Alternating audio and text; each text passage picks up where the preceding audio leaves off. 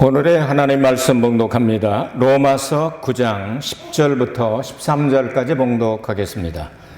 이뿐 아니라 또한 리브가가 우리 조상 이삭 사람으로 잉태하였는데 그 자식들이 아직 나지도 아니하고 무슨 선이나 악을 행하지 아니한 때에 택하심을 따라 되는 하나님의 뜻이 행위로 말미암지 않고 오직 부르시는 이에게로 말미암아 서게 하려 하사 리브가에게 이르시되 큰 자가 어린 자를 섬기리라 하셨나니 기록된 바 내가 야곱은 사랑하고 에서는 미워하였다 하심과 같으니라.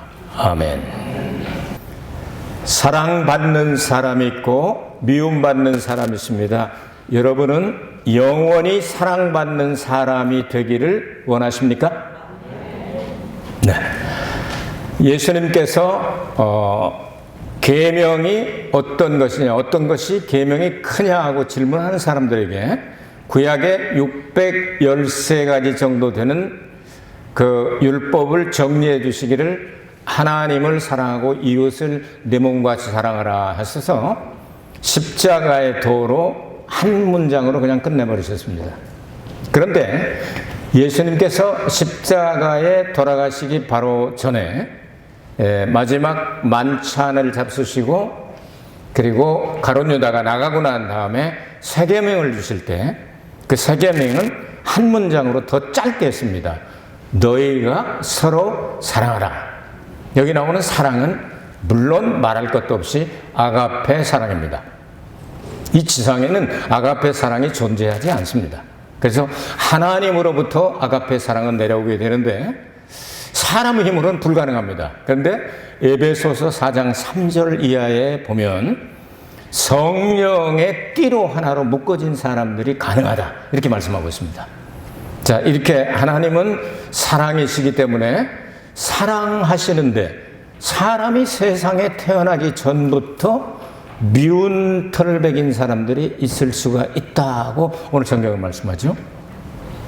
대부분의 나라에서 쌍둥이가 태어날 때 일란성으로 태어나면 형제나 자매나 또한 이렇게 오노이로 태어나는 이란성이 될 때라도 먼저 난 사람을 형이라고 그러고 언니라고 그러고 오빠라고 그러고 동생이라고 이렇게 합니다. 그래서 일본은 반대죠. 일본은 두 번째 태어난 사람이 언니고 첫 번째 태어난 사람이 동생이 됩니다. 자, 그게 왜 이렇게 됐나 보니까 생물학적으로 이제 증명이 된 사실인데요. 수정을 할 때 조금이라도 먼저 된 수정된 사람이 나올 때는 뒤에 나온다고 합니다. 그러니까 이런 내용은 여러분 들어보신 적이 있을 겁니다. 자, 우리 교회도 우리 설사모님하고 또 하나 장동이가 있었죠. 구분이 같이 놓고 보면 조금 구분이 되는데 따로 보면은 구분이 잘 안 됩니다. 또 수진 씨, 수균 씨도 일본에 와서 살고 한국에서 나왔으니까 아마 수진 씨가 언니겠죠. 근데 일본식으로 하면 수진 씨가 동생이 될 수도 있어요. 그 둘이 너무 똑같아가지고 저는 하나라비를 보고서 이렇게 구분을 했었는데요. 구분이 참 어렵더라고요. 그만큼 어려운데 쌍둥이가 같이 태어난 경우가 있는데 이렇게 될 수가 있다. 그럼 야곱과 에서는 어떨까요? 에서가 분명히 먼저 나왔기 때문에 오늘 성경 본문 내용을 보면 큰 자가 어린 자를 섬기리라 이렇게 간단한 내용 같으면 그럼 뭐 이렇게 형이 작게 되고 동생이 크게 될 거야 이렇게 말씀하셔도 좋을 것인데 이렇게 좀 우리가 해석이 필요한 그런 내용들이 좀 있지 않나 생각이 됩니다. 그래서 큰 자가 어린 자를 섬기리라 하는 이 내용은 창세기 25장 23절에 나오는 말씀인데요. 여호와께서 그에게 이르시되 두 국민이 네 태중에 있구나. 두 민족이 네 복중에서부터 나누리라. 이 족속이 저속 족속보다 강하겠고 큰 자는 어린 자를 섬기리라 하셨더라. 이게 분명히 에서와 야곱에 대한 이야기고 에서가 먼저 나왔고 야곱이 먼저 사실은 뭐 같이 나왔죠. 발목까지 붙잡고 이렇게 나왔으니까요. 발뒤꿈치를 이렇게 붙잡고 나왔으니까 동시에 나온 그런 사람인데 여기서 말씀하시는 내용은 어쨌든 20년 동안 기도해가지고 얻은 이 쌍둥이가 함께 나왔는데 먼저 나온 이 에서가 야곱을 섬기게 될 것이다 하는 하나님의 예언의 말씀이에요. 그러면 이 내용을 조금 더 이제 자세히 생각을 해보도록 하겠습니다. 그러면 섬긴다고 하는 그 내용, 어떤 내용일까? 그러니까 예수님께서 이 땅에 오셨을 때 섬김 받으러 오셨다고 말씀하셨나요? 섬기러 오셨다고 말씀하셨나요? 섬기러 오셨다. 그럼 예수님이 작은 자입니까? 큰 자입니까? 큰 자죠? 하늘보다도 더 크죠? 우주보다 더 크죠? 너희 안에 이 마음을 품으라 곧 그리스도 예수의 마음이니 그는 근본 하나님의 본체시나 하나님과 동등됨을 취할 것으로 여기지 아니하시고 오히려 자기를 비워 종의 형체를 가져 사람들과 같이 되었고 사람의 모양으로 나타나셨음에 자기를 낮추시고 죽기까지 복종하셨으니 곧 십자가에 죽으심이라. 엄청난 말씀이죠. 그럼 예수님께서는 원래 큰 자예요, 작은 자예요? 큰 자인데 섬겼다. 작은 자가 되어서 섬겼다. 이런 말씀이에요.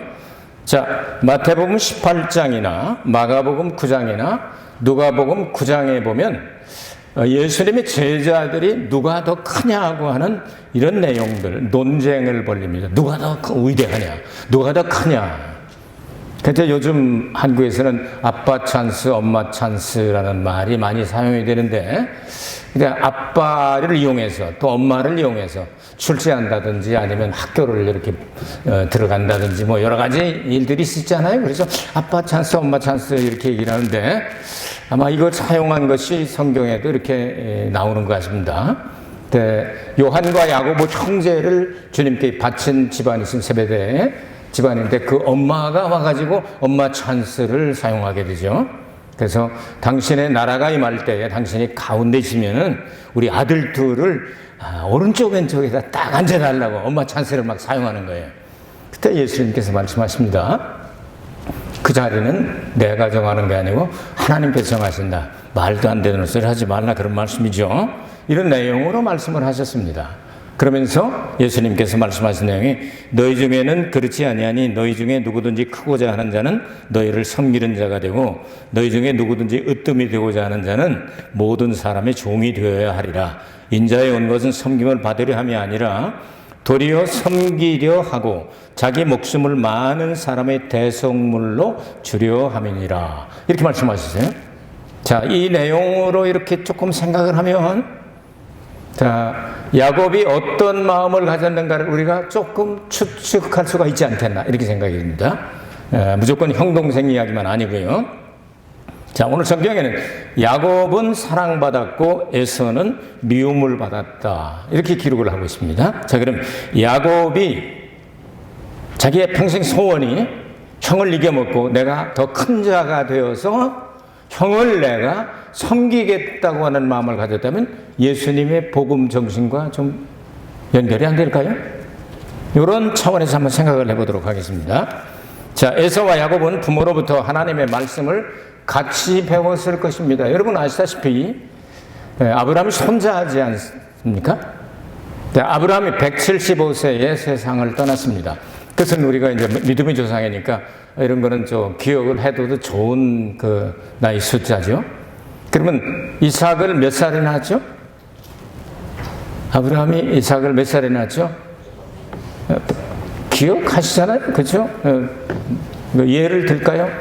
80살, 90살, 100살, 100살이죠. 그러면 이삭이 몇 살에 장가갔죠? 40살에 장가갔습니다. 이삭이 에서와 야곱을 낳은 게 몇 살이죠? 60살에 낳았습니다. 그러면 그때 아브라함의 나이는 160살이었겠죠? 그 175세까지니까 15년 동안은 이 쌍둥이를 같이 길렀다. 옛날엔 같이 이렇게 대가족 제도였으니까요. 그 15년 동안은 믿음에 대해서 또 하나님을 섬기는 방법에 대해서 여러 가지를 같이 배웠겠죠? 손자들이니까 다 얼마나 귀엽겠습니까? 그래서 아브라함이 얘야 이렇게 하는 걸 탄다 저렇게 하는 걸 많이 가르쳤을 거 아니에요? 15년이면 짧다면 짧고 길다면 긴 세월이지 않습니까? 충분히 배울 수 있는 기간이 아니었을까요? 티네이저 충분히 되고 15살까지 됐을 때니까 많은 것들을 배우게 됐을 것입니다. 그래서 메시아가 오셔서 할 일은 바로 이렇게 대속물로 주시고 큰 자가 작은 자가 되어서 섬기는 그런 일을 하시는 분이다 하는 내용을 어렴풋이 배우지 않았겠을까요? 그런 내용으로 성경의 맥으로 쭉 이렇게 보면은 야곱이 나는 어떻게 하든지 큰 자가 되어서 작은 자를 섬기겠다는 이런 마음이 있을 수도 있잖아요. 왜? 배웠으니까. 할아버지한테 어머니 아버지가 이런 말씀을 예언을 받았더니 너희들 꼭 자라는 모습이 그렇구나 이렇게 될 것 같다 뭐 이런 얘기 충분히 있을 수 있잖아요. 수십 년을 같이 있었으니까. 자, 근데 장자를 포기한 에서를 한번 생각해 보도록 하겠습니다. 성경에 보면 하나님을 대적하는 자, 그리스도를 대적하는 자를 엔티크라이스트라고 그래요. 적기독이라고 그러죠. 이게 여기 일본에서 이제 반그리스도라고 그러고 하여튼 반대하고 쌍지팽이 들고 나서는 요것입니다. 그런데 히브리 말에는 숫자가 들어있다고 그랬죠. 첫 번째로 사람 이름에 666이 나오는 게 니므롯이라고 하는 사람입니다. 구스의 아들 니므롯 하면 666입니다. 마지막 적그리스도가 이제 7년 환란을 일으키게 되겠죠. 자, 그러면 첫 번째 적그리스도의 완벽한 모형인 그 사람을 가리켜 성경은 특이한 사냥꾼이다. 아주 뭐 권세와 능력 있는 사냥꾼이다. 그런 뜻이죠. 마이티한 사냥꾼이다.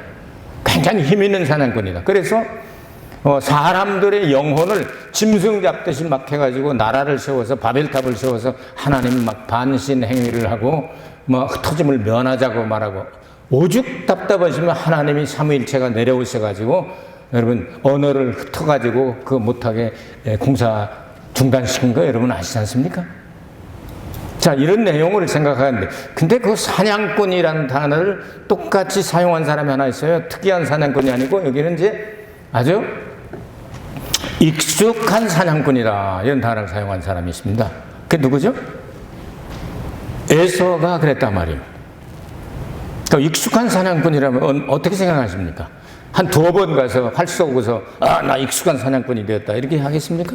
세계적인 피아니스트나 아니면 음악가나 미술가나 체육하는 사람들이나 이게 엄청나게 준비를 하고 엄청나게 연습을 해가지고 세계적인 사람이 되는데 성경에서 익숙한 사냥꾼이라고 하는 것은 하루 이틀 아침에 된 일이 아니다 그런 뜻입니다. 그러니까 눈 뜨면 그냥 계속해서 이 사냥질만 하는 거예요. 예, 저녁에 오늘 어둑어둑할 때까지는 다 들어라. 새날이, 히브리 사람들은 새날이 시작이 되니까 새날이 되는 시간에 가정 예배 있다 오너라. 너 이렇게 요즘 말 안 듣고 그러는 것 같아. 에서야 너도 들어오너라. 예, 예서. 내가 들어오죠. 내가 얼마나 달리기도 잘하고 그러는데 오겠습니다. 했는데 해가 뉘엿뉘엿 넘어가는데 세상에 들짐승 가운데 살지고 그냥 잡으면 딱 잡아먹으면 좋겠는 놈이 종교로 도망가니까 아이고 그 가정예배가 뭐가 없어 이놈부터 잡아야지 이럴 수도 있잖아요. 그래서 그놈을 따라가 가지고 잡고 보니까 저녁 8시나 9시쯤 될 수도 있단 말이지. 너 왜 말 안 돼? 아이고 아버지 한번 생각해 보세요. 저놈을 어떻게 놔둡니까? 내가 조금만 더 따라가면 잡는데 이러고 따라갈 수도 있잖아요. 완전히 이 사람은 익숙한 사냥꾼이 되어서 밖으로 놔두는 그런 사람이 되어버렸죠. 그리고 가정에서 여기서 나오는 가정은 교회 모형입니다. 교회에서 선배들의 또 선진들의 목사의 교사의 가르치는 그 사람들의 이야기는 건성으로 들어요. 그리고 밖에 나가서 말하는 건 잘 들어요. 이게 율법주의자들이죠. 왜냐하면 자기 중심이 돼가지고 내가 지금 고기 잡아도 아버지가 고기를 얼마나 좋아해. 성경에서 나오잖아요. 이삭이 고기를 얼마나 좋아합니까? 예배 드리는 게 중요해. 아버지가 좋아하는 짐승 잡아다가 드리는 게 더 좋지. 이렇게 자기 중심적으로 사는 그런 사람이 되어버렸단 말이죠. 그러니까 이게 팥죽한 그릇에 그러니까 장자의 명분도 없고 중요한 거 생각을 못하고 장자의 명분은 이게 천국 들어가는 엄청난 축복이 들어가 있는 성경의 맥이거든요. 근데 그런 걸 아주 우습게 봐버리고 나는 니므롯이 좋아. 니므롯이 후회가 될 거야 하고 니므롯처럼 이렇게 살다가 망하는 사람입니다. 이걸 조금 더 나가서 종말론하고 한번 연결을 시켜보겠습니다. 근데 유대인과 이방인이라면 율법이라든지 아니면 복음이라든지 이게 유대인들이 먼저 받았을까요? 이방인들이 먼저 받았을까요? 유대인들이 먼저 받았죠. 그러니까 큰 자죠. 먼저 받았으니까. 그렇죠? 근데 이 사람들이 한 짓이 뭐냐 하면요, 복음을 먼저 받고 율법을 먼저 받고 다 필요한 것은 다 보내줬는데도 예수님을 십자가 못 박아 죽였어요. 그래서 일부만 성령을 받고 복음을 전하러 나갔기 때문에 그 복음을 이방인들이 받아들이고 그들이 회개해서 갈라디아, 에베소, 갈라디아 뭐 교회라든지 많은 교회들 있지 않습니까? 데살로니가, 고린도 많은 그 이방인들 교회, 로마 교회 이런 교회들이 먼저 받아들이고 나중에 어떻게 됩니까? 2000년 전에는 그 기근이 나고 막 지진 나고 이렇게 있을 때 예루살렘 교회를 돕고 불지르고 있습니다. 근데 복음이 온 세상에 편만하게 되고 이방인들이 먼저 복을 받고 이제 이스라엘 나라가 회복된다고 말씀하셨으니까 회복에서 우리가 일하자. 18세기서부터 그게 시작이 돼가지고 결국은 이스라엘이 나라를 독립하는데 일조를 하게 되죠. 그리고 지금 온 세계 모든 기독교들의 관심은 예수님이 오실 때 예루살렘으로 공중에 오신다고 말씀을 하시니까 그때 감람산으로 오신다고 하는 이 공중에 이제 우리를 영접하고 그 다음에 이제 내려오는 걸로 이렇게 생각들을 하고 있지 않습니까? 그러니 그 나라도 복음이 들어가게 하자 해서 유태인도 회개하는 사람은 하나님의 자녀가 될 수 있다 하는 생각을 가지고 말하자면 어린 자가, 큰 자가 어린 자를 섬긴다고 하는 그 말씀에 이방인이 영적으로는 지금 큰 자가 됐지 않습니까? 유대인들은 극소수만 예수를 믿잖아요. 그러니까 영적으로는 큰 자가 되어서 유대인들을 섬겨서 유대인의 복음화를 위해서 얼마나 많이 노력을 하고 있는지 몰라요. 이런 내용으로도 연결시킬 수가 있을 것입니다. 그런데 복음이 왜 축복을 받고 이 복은 영원한 복이냐면 하나님의 약속의 말씀을 붙잡고 아까 여러분에게 소개를 해드린 대로 야고보의 마음 가운데 내가 비록 동시에 태어났지만 세상적인 방법으로 히브리적인 사고로 봐서는 먼저 나온 게 큰 자라고 말하고 두 번째 나온 게 작은 자라고 생각을 하니까 그러나 내가 합법적으로 큰 자가 돼가지고 형이 작은 자가 돼서 내가 좀 도와주고 섬기면 어떻겠나.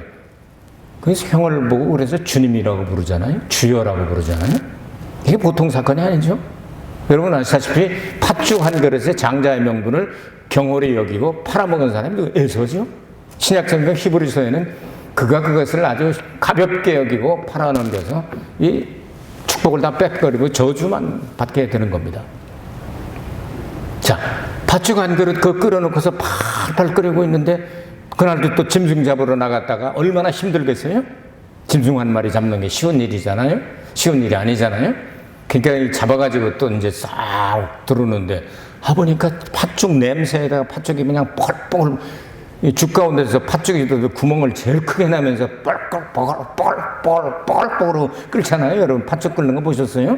변적이 팥죽 끓는다고 그러잖아요. 팥죽이 제일 그 구멍 크게 낸다고 이렇게 한번 보시오. 녹두죽 이런 거는 살살살살살 이렇게 하는데 팥죽은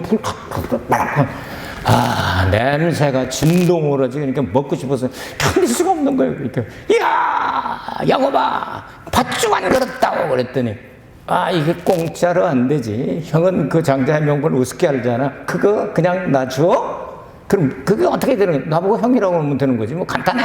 무슨 뭐 문서 주는 것도 아니잖아요. 쉬운 거야. 그러니까 그게 장자의 명분이 어디다가 삶아 먹냐? 팥죽이 훨씬 낫지. 한 그릇 줘.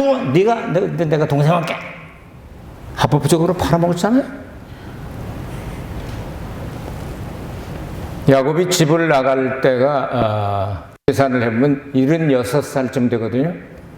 근데 20년 동안에 그동안에 이제 이삭도 세상을 떠나고 뭐 여러 가지 일들이 있는데 이제 갔다가 돌아온 게 20년 후니까 96세쯤 됐죠. 그 돌아올 때 여러분 어떻게 됩니까?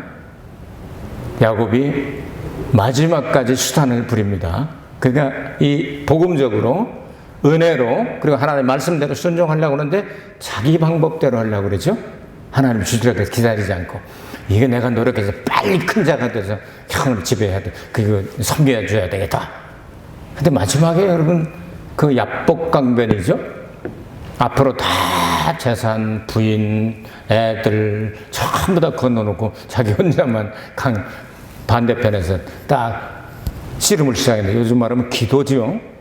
새벽녘이 됐는데도 천사가 그냥 막 몇 건 지면 다시 일어나고 그러니까 하다 안 돼. 천사가 그냥 이 대퇴골을 이 부분을 쳐버리지 않습니까? 환도뼈를 딱 쳐서 부러뜨린 병신대 있죠. 다리는 장애자예요. 장애자 수첩을 하면 1급 장애자예요. 그렇죠? 1급 장애자예요. 1급 장애자 딱 될 때 받은 딱지가 뭐예요? 이스라엘. 야곱 별로 이름 안 좋아. 사기꾼, 뭐 남을 붙잡는 자, 뭐 그렇게 좋은 뜻이 아니에요. 야곱은. 그러니까 너는 이제부터 이스라엘이다. 하나님과 싸워 이겼으니까 하나님과 동행하는 자다 이거죠. 이렇게 그걸 받아가지고 그 다음에 20년 만에 형제 상봉을 하게 되는데 울고불고 하는데 그냥 엎드려가지고서 땅바닥에 대고 머리를 그냥 이 방앗개비 그냥 아침 방앗이 가라 저녁 방앗이 하는 것처럼 컵석컵석 이러면서 내 주여 하고 그러죠. 섬기는 거죠 이제. 재산 이런 걸 보면 이게 야곱이 더 많죠. 자, 이런 내용으로 생각하게 될 때 여러분이 굉장히 중요한 의미가 들어있습니다. 예수님께서 가졌던 그 사상을 야곱이 조금이라도 이해를 했다면 형, 동생 그것을 떠나서 내가 섬기는 자가 되고 싶다. 여러분은 섬김을 받고 싶습니까? 섬기는 자가 되고 싶습니까? 받을 때가 좋긴 좋으면서도 야, 섬겨봤으면 좋겠다는 마음 같지 않아요? 여러분? 안 그래요? 남을 섬겨줄 때 상대방이 막 기뻐하고 즐거워하는 그 모습에 너무 좋은 거예요. 여러분들도 뭐 이 자녀들 또 손주들 이렇게 보면 그렇게 손주들 뭘 압니까? 안경이고 뭐고 없죠. 저도 한번 접했는데요. 급하면 안경도 잡아요. 수염은 제가 이제 없으니까 만들다가 이제 못 잡았는데, 애들은 그렇게 할 수 있거든요.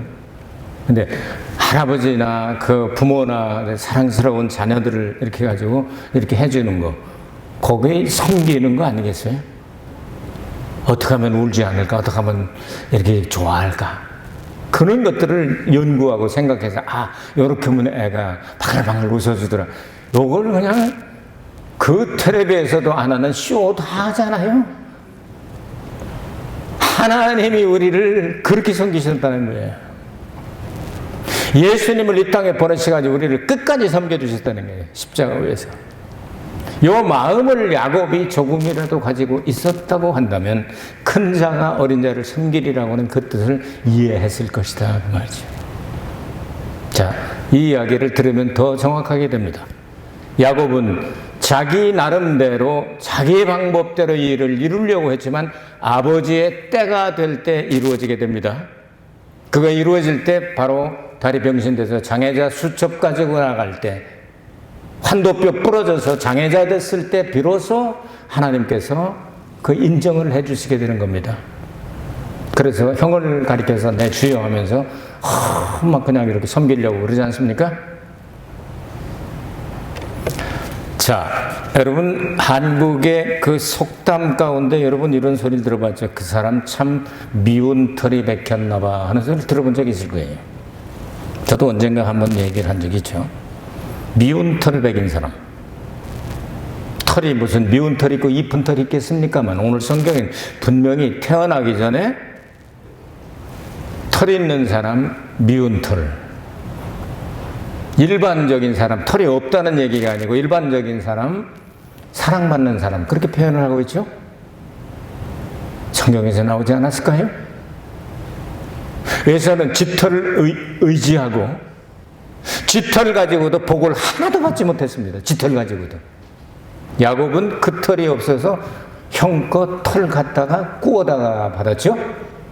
그 야곱은 깃털 가지고, 에서는 깃털 가지고도 복을 못 받고 야곱은 남의 털 가지고도 복을, 이걸 복음이라고 말합니다. 로마서 4장에서는 이것을 무행의, 아무것도 하지 않아도 좋다. 모든 것을 다 이루신 예수를 믿기만 하라. 이걸 칭의라고 말하죠. 이신득의라고도 말하고 의인이라고도 말하고 의롭다고 인정을 받는다. 믿음해야 한다. 이렇게 본다면 야곱은 복음적으로 복받은 사람입니다. 자기는 아무것도 없고 부족하지만 하나님이 약속하신 대로 내가 장자의 명분과 명실공히 장자가 되어서 내가 섬기겠다. 장자니까 그 나머지 반대편은 어린 자잖아요. 내가 이렇게 하겠다는 이 마음을 하나님께서는 벌써 아시죠. 그래서 큰 자가 어린 자를 섬기게 될 것이다. 이 약속을 이루게 되시고 이것은 태어나기 전에 하나님 편에서 계획된 일들이 있을 수 있다. 여러분 어떻게 생각하십니까? 여러분 인생을 여러분의 마음대로 여러분의 계획대로 움직일 수 있다고 생각하십니까? 이제 좀 살아보니까 그렇지 않은 것을 저는 늘 고백하고 있습니다. 모든 것이 아버지 안에서 이루어진다고는 사실 알고 있습니다. 그렇다고 한다면 하나님께서 성경을 통해서 가르쳐 주신 대로 섬기려고 하는 사랑받는 사람이 될래? 섬김을 받으려고 하면 미움받는 사람이 될래? 주님께서 우리에게 이 질문을 던지실 때 답은 명약관화할 것입니다. 예수님이 낮아지셔서 우리를 섬겨주신 것처럼 우리도 낮아져서 섬기는 자가 될 때 영적으로는 큰 자라고 말씀해 주실 것 같습니다. 여러분 인생의 남은 인생 동안 더욱 행복하시고 섬김을 받는 데서의 그 폼을 잡는 것이 아니라 섬기는 데서 기쁨을 찾아보시지 않겠습니까? 기도하겠습니다. 은혜로우신 아버지 하나님, 교회를 중심으로 말씀을 배운 대로 야곱은 자기가 자기 중심으로 하다가 천신만고 많은 고생을 했지만 결국은 깨닫고 영적인 장자가 되어 버림받은 에서까지도 섬겨주고 예수님이 하실 일의 모형을 우리에게 가르쳐 주었습니다. 우리도 야곱처럼 야곱이 조용한 사람이 아니라 조용하는 히브리 말로 타민이 완벽하게 끝낸다. 완전함이다 이런 뜻이니 완전한 믿음이 이루어질 때까지 야곱처럼 실수도 하지만 중심이 변하지 않게 하시고 첫사랑이 떠나지 않게 하여 주셔서 마지막에 반드시 훌륭한 야곱의 완벽한 믿음을 갖게 하여 주옵소서. 예수 그리스도 이름 받들어 기도하옵나이다. 아멘. 우리 하나님 앞에 영광의 박수 올리겠습니다. 감사합니다.